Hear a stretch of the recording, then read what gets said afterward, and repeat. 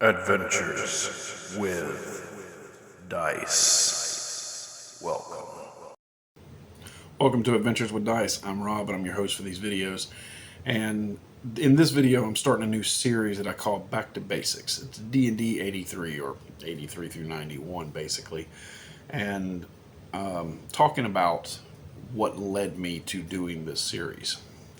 So, over the last few years, I have played and read lots and lots of OSR games. Reviewed a lot of them on the channel, talked about a lot of them on the channel, and I think at the end of the day, as far as the OSR retro clone type games, Basic Fantasy and White Box are my two favorites. And I think from the feedback I've gotten, that's a lot of people's favorites. They're just really good games, and they helped me pull off that rekindling that nostalgic feel of old school D&D that I played in the 80s and 90s. And even OSR, not the movement, but Old Swords Reign, which I've done several videos on, and I still have more upcoming that I plan to do, which is actually built off the 5th edition engine, but done with an old school aesthetic, and is a bit more deadly than new D&D or 5e D&D or whatever it is now. But it's not built on the mechanics solely of old D&D, but it has that feel, that nostalgic feel of playing old school D&D. So those three are probably my favorites, I guess, as far as retro clones go. And I love all of the games because they do help me recapture the feel of my beloved D&D of yesteryear. The feel that I'm talking about is what pulled me to the OSR in the beginning. Basic Fantasy was the first OSR that I picked up, and I still think it's a fantastic game to this day. Now, sometimes I tend to set myself on these strange little projects to feed my nostalgia. And one of them was through the beauty of Drive-Thru-RPG, being able to get PDFs and reprints of old D&D books. I went back and got the red box and the blue box, the expert set, because they were the two that I had when I was playing. And I know they only took you through levels 14, but most of our games never went past that anyway. But just for my own nostalgia's sake, I guess, I reprinted the box sets. And when I say the box sets, I got the cover. I hunted it down online for the box set. I got the back cover from the box set, and both books are in here. And I even printed the ads. Like, everything that was in the original box except for dice is here.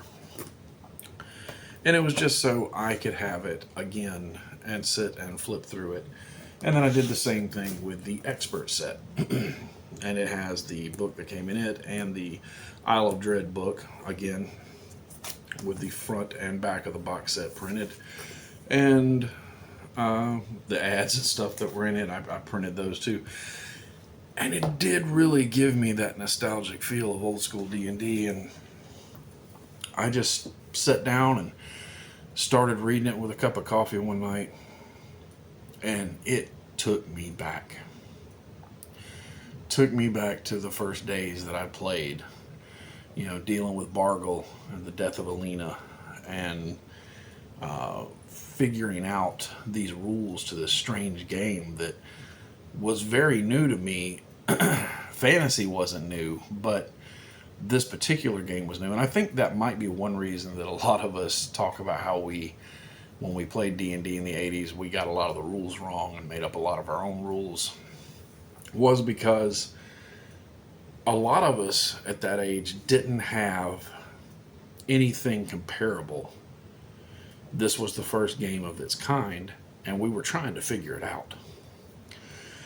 And eventually we did. And now going back and reading it after many, many years of role-playing games, it all makes a lot more sense. Now, I will say this, as much as I love the red box, and it is my favorite, it's a walk down memory lane that is just fantastic, but the rules are all over the place. They are, because it's stepping you piece by piece into the game of what a role-playing game is, and it's probably, in my opinion, one of the best intros to a role-playing game that's ever been done. Because you could literally take this box set, having never played an RPG before, sit down and start reading it, and, sorry, I have a loud cat.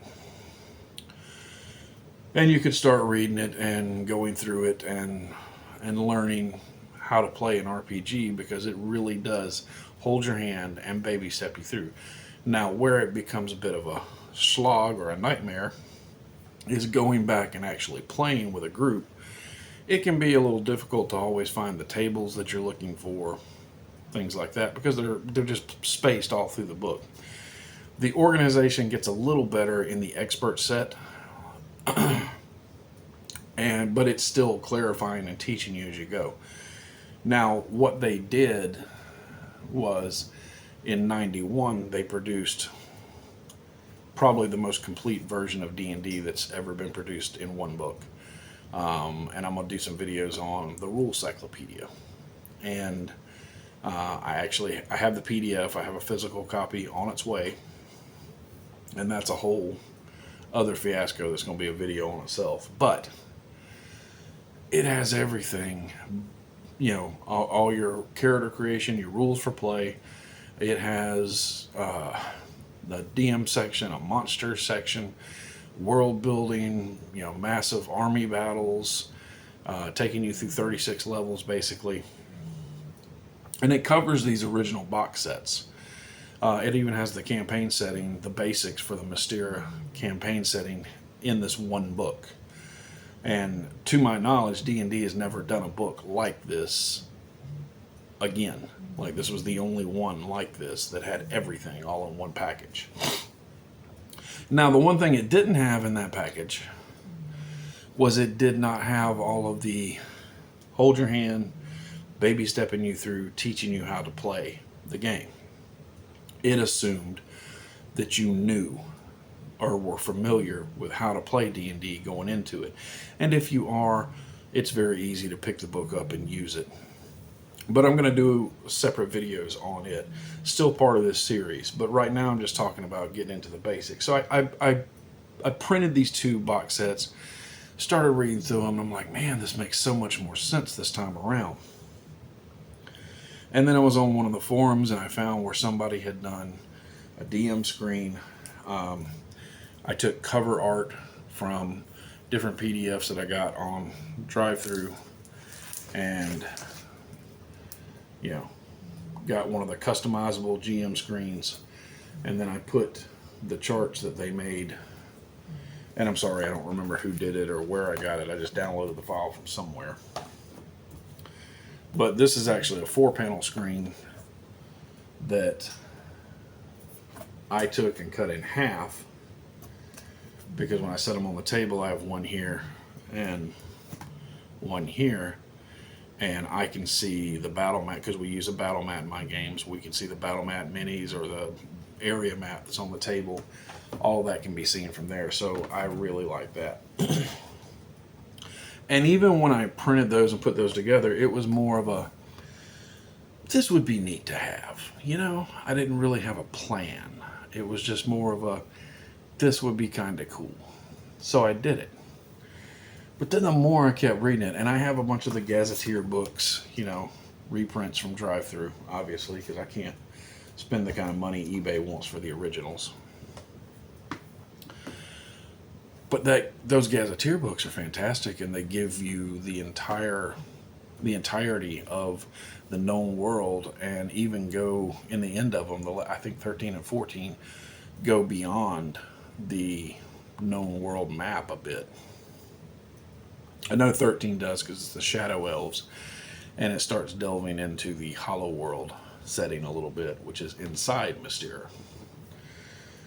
So I don't know. I kept reading and I was like, this is great and this is great. And something dawned on me that had not dawned on me before. And I don't know why. But it dawned on me. It was like, I have been chasing that OSR feel, that old school D&D feel for years. Why not just play it? Why not just play the old D&D? I don't mean the white box OD&D stuff. And I understand that for a lot of people, OD&D, little pamphlets, or BX, Mulvey books are their original D&D. That's the D&D they want to play, and there's nothing wrong with that. That's fantastic. I did eventually get the Mulvey book, but this is what I started with. Okay? And I don't have anything against the Mulvey book, but it's not my D&D, It's not what I started with. So I want to play what I started with. And I have nothing against Basic Fantasy, Old Swords Reign, White Box, any of these that I've promoted on the channel that I like. They're still going to see play because each of them offers different things that I do like. But for an old school game and an old guy like me, I really wanted to get back into my original D&D, which is BECMI&D. If you want some really good, thorough breakdowns on all of BECMI, go check out BECMI Berserker's page. His page is fantastic. I've watched all of his videos. I love his videos. They give explanations on everything. And it's really, really good. But I kept looking at this, and I got the Rules Cyclopedia, and the Rules Cyclopedia was great because it culminated everything from the 5 boxes into one, except for most of the Immortal. It only touched on the Immortal stuff a little bit, but let's be honest, most of us never got to that point in a game anyway. Not starting from level 1. I'm not saying it didn't happen, but for most of us it didn't happen. And I didn't have any interest in playing characters that powerful or running characters that powerful, so it was never anything that I looked into. But the rest of the stuff is there, so I don't see a need to purchase the PDFs for the Companion box set or the Masters box set or the Immortals box set for that matter. I have my 2 box sets that I started with. I have the Rules Cyclopedia coming. I have a bunch of the Gazetteers, and I'm going to be getting more of the Gazetteers as time goes on. But I kept looking at it, and I was like, I want to run this as close to how it was originally meant to be run as I can. So I have the rules. The box sets are great for me to sit and, nostalgia-wise, sit and use to just to read. But having everything organized and laid out in a nice, neat fashion in the Rules Cyclopedia is going to be my primary book for running the game. There's also stuff that it offers that I don't have printed out because I only have the first 2 box sets. But I am going to be using it. I actually have a game tonight. We've done character creation last week, and this week we're doing our first actual game with level 1 characters in Becmi, so we'll see how that goes. And it's going to open in media res, like they're going to be in the middle of a fight. I didn't have a consolidated monster book because as these box sets released, more and more monsters were added to the game. But you eventually end up flipping through like 7 or 8 books to try to find everything, which is another reason the Rules Cyclopedia is so important. So I went and I was like, okay, well, I'm using everything from the Rules Cyclopedia, so I'll just print out the monster section from the Rules Cyclopedia and make myself a monster manual that is all stuff from these boxes. So I'm keeping all of that in play. So what I did was I went through, printed that out, and I have a monster book. But I needed a cover for my monster book. Now, one of my favorite covers, which you'll see here, was from the AD&D Monster Manual by Gary Gygax. I just loved this book. Now, this is not the book. This is the Becmi monsters. But I needed a cover, so I went in and did a little photo editing and took the official advanced out and blacked that in, and now it just says Dungeons and Dragons Monster Manual, and put it on there and made myself a monster book. So I have all of that prepared. I got myself one of those dotted notebooks and made me a Becmi notebook, and it's got the dotted pages so you can write or easily draw up dungeons and so on and so forth. And you know, I know that's upside down, but I'm trying to make it hard to read, so if my players happen to read or watch this video, they don't get any spoilers. But most of them don't, so I'm not too worried about it. But that gave me the rules. I'm starting my game in the Grand Duchy of Karamikos. So I have the setting book for it. I have my GM screen. I have my monster book. I got characters made with the players, and we're ready to rock and roll. The only thing that I'm using outside of the actual Becmi stuff is, and I use it sparingly, but the Game Master's Book of Astonishing Random Tables. This book is fantastic. I had been looking, I have the Random Encounters one, which was they made a hardback, but they also released it in paperback at like $5 below, so you could get it for $5. And I picked one of those up a year or so ago. But this one came out, and it had been, I don't know, on my list for a while, and I kept, maybe I'll get it, maybe I don't, because of doing solo play. After a while, you end up with, if you're like me and you like to purchase things, you end up with tons and tons of these random table books. And I just kept going, well, do I really need it? Do I not? But another channel that I love is Willola's Cave, and Moses over at Willola's Cave made a video on this book. And he actually did two. He bought one that was damaged, and he's done a video on repairing it. But his video overview of what's in this book, I watched it, and I was like, okay, after seeing what's in there, I have to have this book. And my loving teenage daughter, actually, I was talking about it, and she secretly bought it for me, and I regret nothing.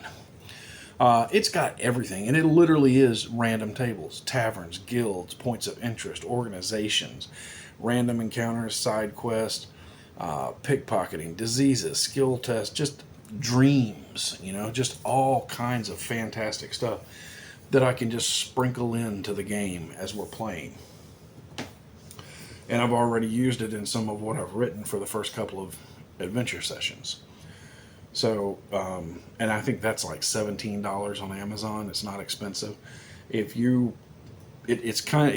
for 5th edition, but it's really system agnostic. You could use it with anything. If you're running any kind of fantasy-based game, I highly recommend picking that book up.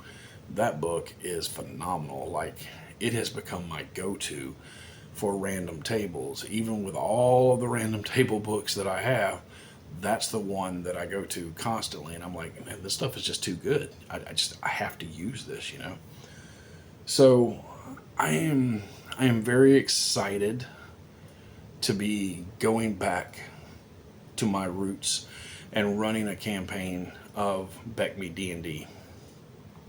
I'm probably not going to do like after action reports, what happened at the table. I've done those videos before, and they just, I don't know, they work on some people's channels, but they never seem to work here. People just don't care about that for whatever reason. So I have so much other stuff to record and put up that it's not worth my time. However, I will be doing more videos on Becmi, on these different books, on the Rules Cyclopedia, on house rules, on lots of different things pertaining to this rule set that I really like. So lots of that'll be coming, you know, when I get a chance to get it up on the channel. But it's something I'm really excited about. I'm really happy to be going back and doing this. And I hope that these videos are things that you guys and gals are going to enjoy too. Now there's still plenty of other stuff in the works. I still have more Old Swords Reigns videos that I want to do. And I know people are like, wow, when are you going to get this video up? That video takes time. I'm a father. We have work. I have my kids and a house and all the stuff I have to take care of there. And there's only certain times of the day that I can record. My neighborhood gets noisy. The dogs are barking. It's just, so, you know, it's all coming. I'll get it all out there eventually. So just hang in there and enjoy what comes out as it comes out, I guess. I don't really have a whole lot more to go into on this. I mean, I could sit here forever and just gush over how much I love the Becmi system. The art in the box sets, a lot of it done by Elmore and Easley, is, in my opinion, far superior to the art that is in the Rules Cyclopedia. I don't care for most of the art in the Rules Cyclopedia, but we'll go more into that when I actually do a full-on review of that book. So what was your favorite step into D&D? Was it BX? Was it OD&D? 3rd edition, 4th edition, 5th? Well, it wasn't 4th edition, don't lie. No, I'm just kidding. I have a love-hate relationship with 4th edition. There are things I love about it, things I hate about it. But what was your favorite? What was the thing that drew you in to playing? The thing that you get nostalgic about? Put it down in the comments. I like to read that kind of stuff. Have you run, was it Becmi? Have you run long-term Becmi games? Tell me about them in the comments. Again, I love to hear that kind of stuff. I will be back soon with another video, probably pertaining to this, and then some other stuff I have in the works. Excuse me. But that is all I have for the moment. Until next time, my friends, good gaming and good luck.